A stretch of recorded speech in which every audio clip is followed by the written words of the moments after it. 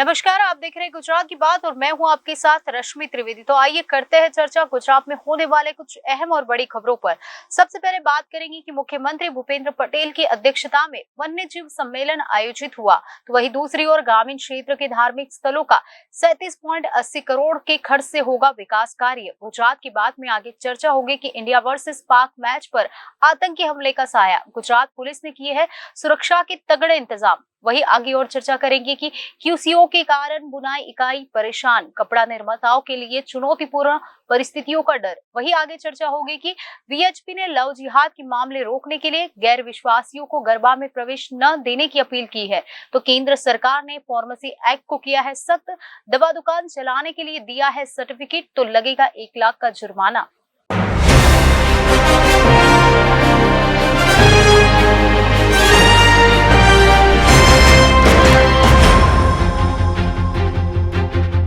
तो आइए शुरू करते हैं गुजरात की बात का सफर। गांधीनगर में सीएम भूपेंद्र पटेल ने मुख्यमंत्री से पर्यावरण संरक्षण के साथ वन्यजीव के संरक्षण और संवर्धन का समन्वय कर सतत विकास के नाम को साकार करने का अनुरोध किया। मुख्यमंत्री भूपेंद्र पटेल ने कहा कि जीवित प्राणियों पर दया दिखाने के राज्य सरकार के प्रयासों में जन सहयोग और सभी का सहयोग जरूरी है। मुख्यमंत्री भूपेंद्र पटेल ने वन्यजीव सम्मेलन के संबंध में आयोजित वन्यजीव फोटोग्राफी प्रदर्शनी का भी अवलोकन किया।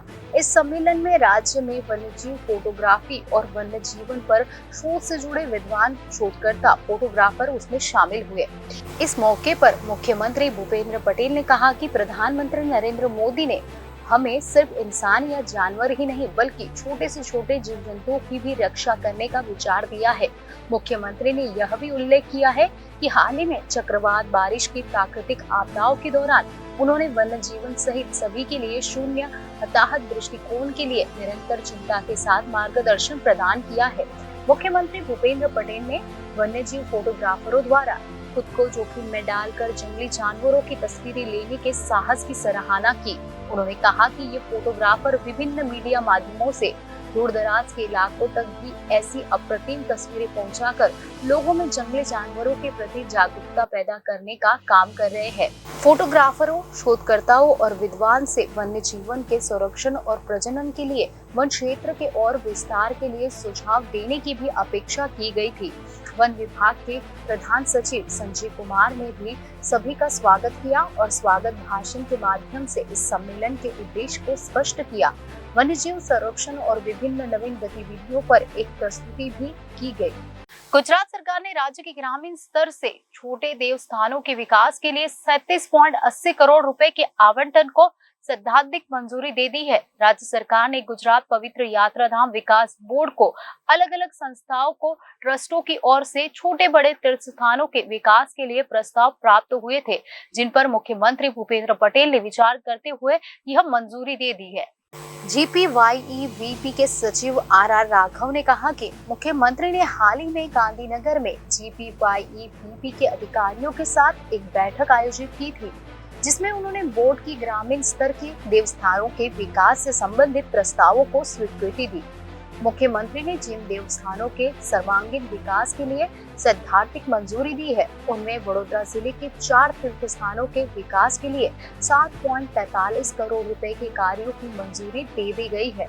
वडोदरा जिले के इन 4 तीर्थ स्थानों में शिनोर तहसील के परकाल गांव में स्थित श्री व्यासेश्वर महादेव, डबोई स्थित श्री गढ़ भवानी माता जी मंदिर, रायपुर स्थित श्री भाती जी मंदिर और पादरा तहसील के डबका गांव में स्थित श्री महिसागर माता मंदिर शामिल है।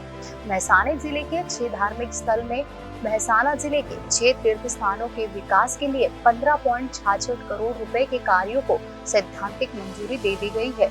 इन तीर्थ स्थानों में ऊंझा तहसील के उपेरा गांव में स्थित श्री ठाकुर जी मंदिर, ऊंझा के उनावा गांव में स्थित श्री नीलकंठेश्वर महादेव मंदिर, श्री हनुमान मंदिर तथा श्री शनिदेव मंदिर, कड़ी में स्थित श्री दशामा माता मंदिर और विसनगर तहसील के वालम गांव में स्थित श्री कृष्ण मंदिर भी समावेश है। बैठक में अहमदाबाद जिले के ढोलका तहसील में मोटी बोरू गांव में स्थित श्री भेटिया भान मंदिर के विकास कार्यों के लिए 4.9 करोड़ रुपए सैद्धांतिक मंजूरी दे दी गई है। पाटन जिले की समी तहसील के मुराना गांव में स्थित श्री खोडियार माता मंदिर तथा तालाब सुंदरीकरण के कार्यों के लिए 48 करोड़ रुपए की सैद्धांतिक मंजूरी दी गई है। राजकोट जिले में जेतपुर तहसील के कागवड़ गांव में स्थित श्री खोडल धाम मंदिर के विकास कार्य के लिए 1.64 करोड़ रुपए की सैद्धांतिक मंजूरी मिल चुकी है। अरवली जिले के मोडासा तहसील के मेडसन गांव में स्थित श्री रिद्धि सिद्धि गणपति मंदिर के विकास कार्य के लिए 1.30 करोड़ रुपए की सैद्धांतिक मंजूरी मिल गई है।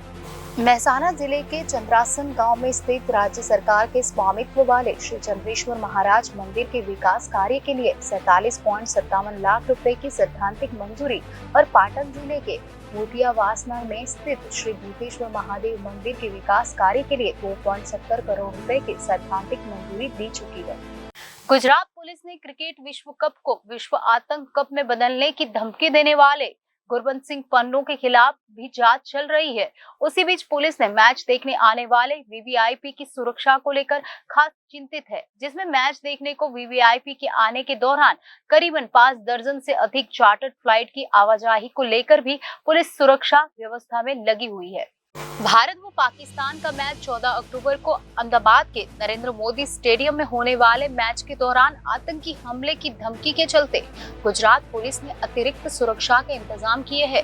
पुलिस ने यहां आश्वासन दिया है कि सुरक्षा को लेकर किसी भी तरह की चिंता करने की जरूरत बिल्कुल भी नहीं है। मैच देखने बड़ी संख्या में वीआईपी मूवमेंट के साथ 5 दर्जन से अधिक चार्टर्ड फ्लाइट आने की संभावना के चलते भी सुरक्षा चाक चौबंद हो रही है। अहमदाबाद के मोटेरा में स्थित नरेंद्र मोदी स्टेडियम में क्रिकेट विश्व कप के मैच शुरू हो गए हैं। अतिरिक्त पुलिस आयुक्त चिराग कुराड़िया ने बताया है कि 14 अक्टूबर को भारत पाकिस्तान मैच के लिए अतिरिक्त सुरक्षा व्यवस्था की गई है। क्रिकेट मैदान पर चिर प्रतिद्वंदी टीमों के आमने सामने होने से भारी भीड़ जुटने की उम्मीद है। मैच के दौरान आतंकी हमले की धमकी पर उन्होंने कहा है कि लोगों को ऐसी धमकी से डरने की कोई भी जरूरत नहीं है। गौरतलब है कि एक अज्ञात व्यक्ति के मेल कर प्रधानमंत्री को नुकसान पहुंचाने और नरेंद्र मोदी स्टेडियम को उड़ाने की धमकी दी थी। कोराड़िया ने बताया कि अन्य मैचों की तुलना में आगामी भारत पाकिस्तान मैच के लिए सघन सुरक्षा व्यवस्था की गई है। 5 अक्टूबर को खेले गए पहले मैच के दौरान पुलिस ने पर्याप्त सुरक्षा व्यवस्था और होटल, ढाबों और गेस्ट हाउस के साथ ही साथ वाहनों की भी सघनता से जांच की। लोगों की आवाजाही पर बारीकी से नजर रखी जा रही है तथा सीसीटीवी के जरिए भी निगरानी की जा रही है। गुजरात पुलिस 11 अक्टूबर से सुरक्षा व्यवस्था को बढ़ाएगी। स्टेडियम के प्रमुख दरवाजे, होटलों और गेस्ट हाउस की जांच की जाएगी। संदिग्ध लोगों पर भी नजर रखी जाएगी। धमकी भरा मेल करने के वाले 500 करोड़ रुपए और कुख्यात गैंगस्टर लॉरेंस बिश्नोई को जेल से रिहा करने की मांग की थी। इससे पहले 5 अक्टूबर को आईसीसी क्रिकेट विश्व कप के उद्घाटन मैच के लिए खालिस्तानी अलगाववादियों द्वारा जारी धमकी के बीच मोटेरा क्षेत्र और अहमदाबाद के अन्य हिस्सों में स्टेडियम में लगभग 3500 पुलिस कर्मियों को तैनात किया गया था। उद्घाटन मैच से पहले गुजरात पुलिस ने क्रिकेट विश्व कप को विश्व आतंक कप में बदलने की धमकी देने वाले के लिए प्रतिबंधित संगठन सीक फॉर जस्टिस के प्रमुख गुरबंत सिंह पन्नू के खिलाफ भी जांच चल रही है। पुलिस मैच देखने आने वाले वीआईपी की सुरक्षा को लेकर खास चिंतित है। मैच देखने को वीवीआईपी के आने के दौरान करीब 5 दर्जन से अधिक चार्टर्ड फ्लाइट की आवाजाही को लेकर भी पुलिस सुरक्षा व्यवस्था लगी है। गौरतलब है कि एयरपोर्ट से स्टेडियम तक वीवीआईपी को लाने के लिए एक खास कॉरिडोर भी बनाया जाएगा ताकि उन्हें भीड़ से अलग एक सुरक्षित रास्ते से स्टेडियम के भीतर ले जाया सके और निकाला जा सके। सूरत शहर में बुनाई इकाइयां पॉलिस्टर यार्न में इस सप्ताह के शुरू में लागू भारतीय मानक ब्यूरो यानी BIS के तहत गुणवत्ता नियंत्रण आदेश से संबंधित स्थिति पर कड़ी नजर रखी है। दक्षिण गुजरात में लगभग 100 यार्न निर्माताओं में से 76 ने BIS के तहत आवश्यक प्रमाणीकरण प्राप्त कर लिया है, जबकि 7 ने इसके लिए आवेदन किया है। शहर में और इसके आसपास 30,000 इकाइयां चल रही है, जो प्रतिदिन 4 करोड़ मीटर से अधिक ग्रे कपड़ा बुनती है। वर्तमान में इकाइयां मौजूद कच्चे माल के साथ उत्पादन जारी रख रही है, जबकि BIS प्रमाणित यार्न निर्माता से अपनी अगली खरीदी की तैयारी कर रही है। बुनाई इकाई के मालिक अगली स्थिति पर नजर रखे हुए हैं। आपूर्ति और कीमतों पर अनिश्चितता बढ़ सकती है।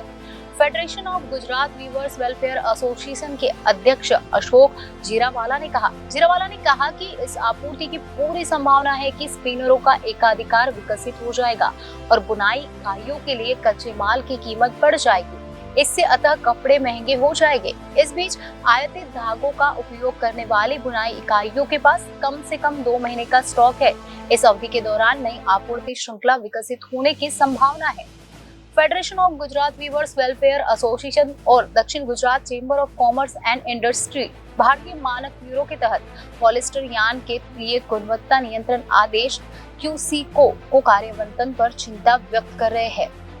SGCCI ने केंद्रीय मंत्रियों को पत्र लिखकर कपड़ा और बुनाई उद्योग के मुद्दों का समाधान होने तक QCO को स्थगित करने की मांग की है। विश्व हिंदू परिषद की ओर से अब गरबा आयोजकों से नवरात्रि के दौरान लव जिहाद की घटनाओं को रोकने की अपील की गई है। विहिप के सुरेंद्र जैन ने गरबा में मुस्लिम को प्रवेश न देने को और गरबा खेलने आने वाले युवकों को आई कार्ड और आधार कार्ड देखकर ही प्रवेश देने की अपील की है। शक्ति की आराधना और मां की आराधना का पर्व है नवरात्रि। हालांकि नवरात्रि शुरू होने से पहले ही लव जिहाद के मामलों को लेकर विवाद ने एंट्री ले ली है।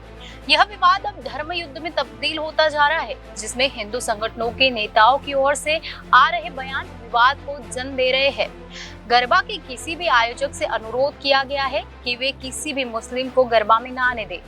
विहिप के केंद्र संयुक्त महासचिव सुरेंद्र जैन ने कहा है कि जिस तरह से हिंदू जुलूसों पर हमले हो रहे हैं, उसे देखते हुए अब मुस्लिम युवक युवतियों को नवरात्र में शामिल नहीं होना चाहिए। सुरेंद्र जैन ने साफ कहा है कि VHP बजरंग दल यह सुनिश्चित करे कि कोई भी मुस्लिम गरबा में न आ पाए। साथ ही राज्य सरकार को भी यह सुनिश्चित करना चाहिए कि कोई मुस्लिम न फंसे। इसके साथ ही VHP ने गरबा आयोजकों से अपील की है कि वे गरबे में गैर लोगों को प्रवेश न दें और गरबा खेलने आने वाले युवकों को ID कार्ड और आधार कार्ड देखने के बाद ही प्रवेश दें। बीजेपी के एक विधायक ने भी ऐसा ही बयान दिया है। दाभोई विधायक शैलेश मेहता ने कहा कि तिलक और अनिवार्य किया गया है क्योंकि यह सनातन धर्म संस्कृति का प्रतीक है। दाभोई के गढ़ भवानी ग्रुप के गरबा में तिलक के बाद खिलाड़ियों को प्रवेश मिलेगा। अभी नवरात्रि शुरू नहीं हुई है, लेकिन जिस तरह से ये मांग की जा रही है, जिसे देखकर अगर नवरात्रि में कुछ नया हो तो चौंकिएगा नहीं। केंद्र सरकार ने फार्मेसी एक्ट में संशोधन कर इसे और भी सख्त बना दिया है। सरकार फार्मेसी एक्ट में कोई ढील देने की मूड में बिल्कुल भी नहीं है। सरकार ने कानून को और सख्त बनाते हुए नियमों में बदलाव किया है, जिसमें अगर दवा की दुकान चलाने के लिए किराए पर सर्टिफिकेट दिया गया है तो 1 लाख रुपए का जुर्माना भरने की तैयारी में रही है। अब अगर दवा की दुकान चलाने के लिए सर्टिफिकेट दिया है तो 1 लाख रुपए का जुर्माना भरने के लिए तैयार रहना होगा। आपको बता दें कि केंद्र सरकार ने फार्मेसी एक्ट में संशोधन कर कानून को और सख्त बना दिया है। अगर दवा दुकान चलाने के लिए किराए पर सर्टिफिकेट दिया है तो पहली बार 1 लाख का जुर्माना लगेगा, जबकि दूसरी बार पकड़े जाने पर 2 लाख का जुर्माना और तीसरी महीने में सजा का प्रावधान दिया गया है। कानून का उल्लंघन करने वाले को फार्मेसी काउंसिलिंग ऑफ इंडिया के पास जाना होगा। राज्य फार्मेसी काउंसिलिंग और फार्मेसी काउंसिलिंग ऑफ इंडिया सख्त कार्रवाई करेगी और उल्लंघन करने वालों को अपील के लिए फार्मेसी काउंसिलिंग ऑफ इंडिया से संपर्क करना होगा। फार्मेसी काउंसिलिंग ने कानून का स्वागत करते हुए कहा कि इससे वास्तविक फार्मासिस्टों को फायदा होगा, साथ ही मरीजों को फार्मासिस्ट से सही गुणवत्ता वाली दवाइयां मिलेगी। तो गुजरात की बात में आज बस इतना ही। आने वाली सभी खबरों को जानने के लिए आप जुड़े रहिए जनादेश न्यूज के साथ।